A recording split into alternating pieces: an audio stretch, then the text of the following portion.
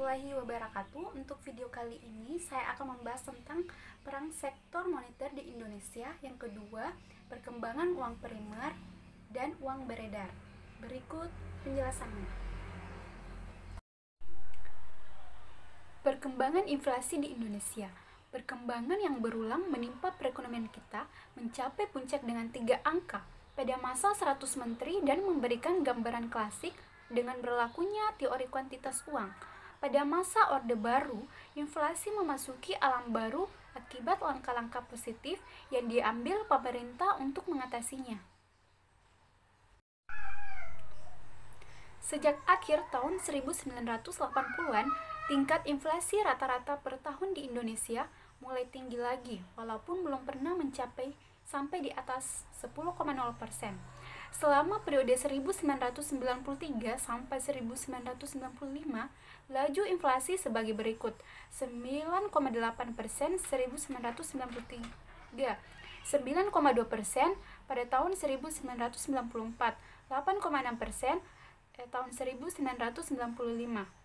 Angka ini tertinggi di antara negara-negara ASEAN, misalnya Malaysia 3,6% tahun 1993, 3,7% tahun 1994, 3,2% 1995.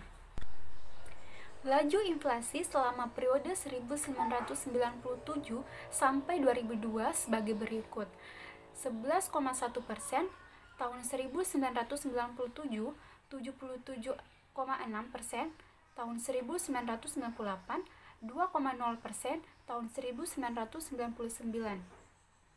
Laju inflasi selama tahun 1998 atau 1999 mencapai 45%.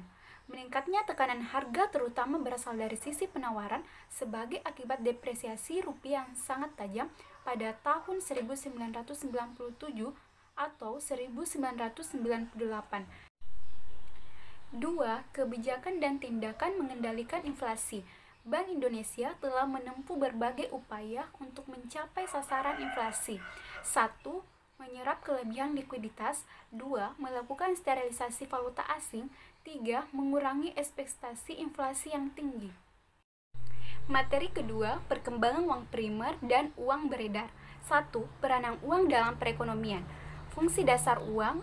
Yang pertama, uang sebagai alat tukar. 2. Uang sebagai alat penyimpanan nilai atau tenaga beli. Sedangkan fungsi tambahan uang, yang pertama untuk sebagai satuan hitung, yang kedua sebagai pengukur nilai, yang finansial deepening. Pembahasan tentang masalah moneter dalam suatu negara seringkali harus dimulai dengan pembahasan tentang financial deepening, karena konsep ini akan membawa kita kepada observasi yang lebih mendalam tentang besar kecilnya suatu sistem keuangan dalam suatu negara. 2. Uang primer dan yang mempengaruhinya. 1. Komponen uang primer MO. Komponen uang primer MO terdiri dari uang kartal atau UK dan cadangan atau R. 3. Yang mempengaruhi uang primer MO. 1. Dilihat dari sumbernya atau komponennya. 2. Dilihat dari faktor yang mempengaruhinya. 4. Uang beredar dan faktor yang mempengaruhinya. 1. Komponen uang beredar atau M2. 2. Yang mempengaruhi uang beredar M2.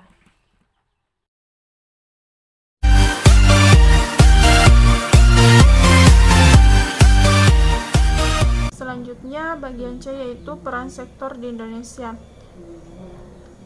Adapun yang pertama yaitu perkembangan perbankan di Indonesia.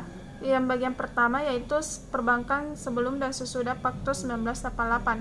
Struktur pasar yang dihadapi perbankan sesudah Paktos 1988 lebih kompetitif dibandingkan sebelum Paktos 1988. Persaingan tidak hanya muncul di antara bank-bank swasta nasional, tetapi juga bank pemerintahan dan bank asing ataupun bank campuran. Sebelum Paktos 1988, bank pemerintah hanya menikmati privilege dana BUMN, kredit likuiditas Bank Indonesia, dan akses yang lebih besar terhadap dana luar negeri. Persaingan yang dihadapi oleh bank juga semakin ketat hubungan dengan perkembangan sumber dana alternatif seperti pasar modal dan jenis-jenis lain seperti lembaga keuangan, lembaga ventura, dan modal ventura, yaitu perbankan setelah krisis ekonomi tahun 1997. Dibagi menjadi dua bagian. Yang pertama yaitu aspek kelembagaan. Sebagai dampak dari restrukturisasi perbankan, jumlah bank umum beserta jaringan kantornya mengalami penurunan.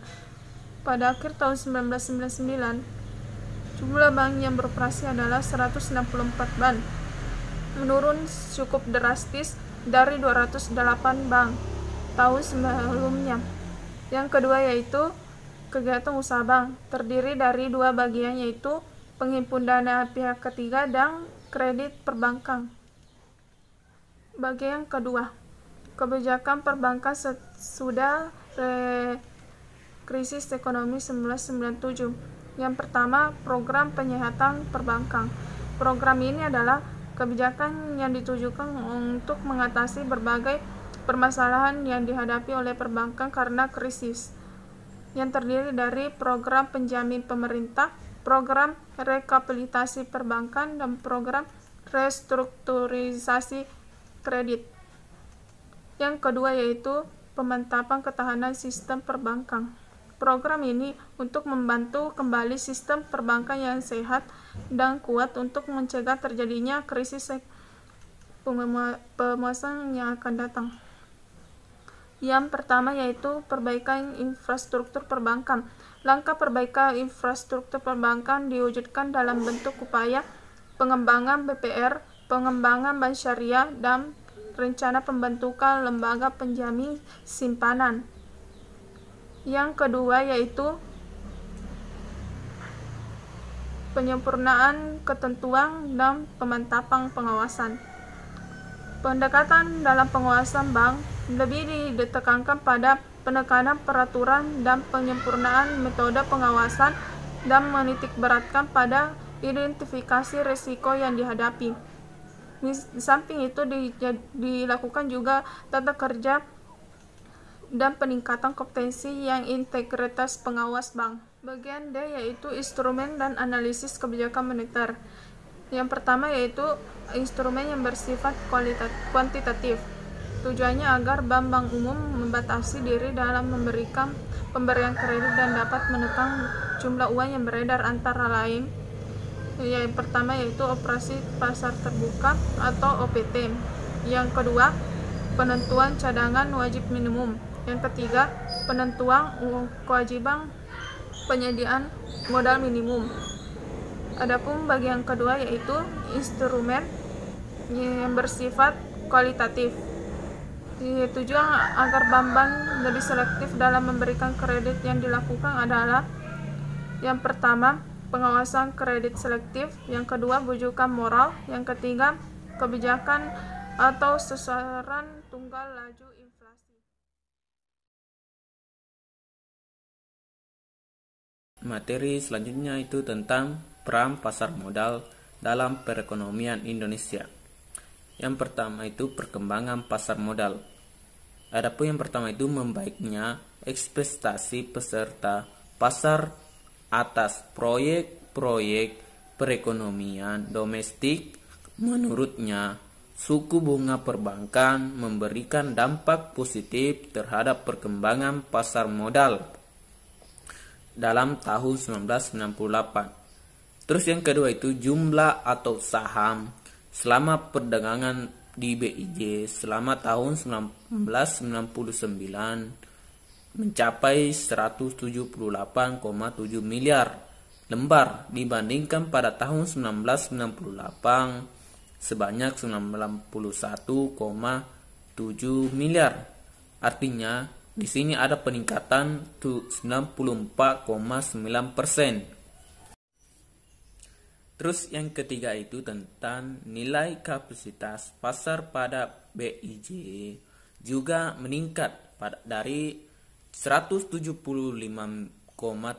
triliun itu pada tahun 1998 menjadi 451,8 triliun pada tahun 1999. Peningkatan aktivitas perdagangan juga terlihat pasar di pasar obligasi.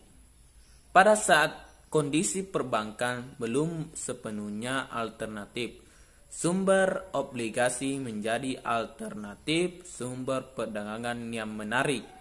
Setelah sejak tahun 1997 tidak ada peningkatan, perusahaan atau emiten menggunakan obligasi sebagai sumber pembiayaan selama tahun 1999. Terdapat penambahan 6 emiten di pasar obligasi. Nilai emisi obligasi meningkat dari 18,9 triliun menjadi 23,2 triliun. Baik, materi yang kedua yaitu tentang pasar modal sebagai sumber pembiayaan.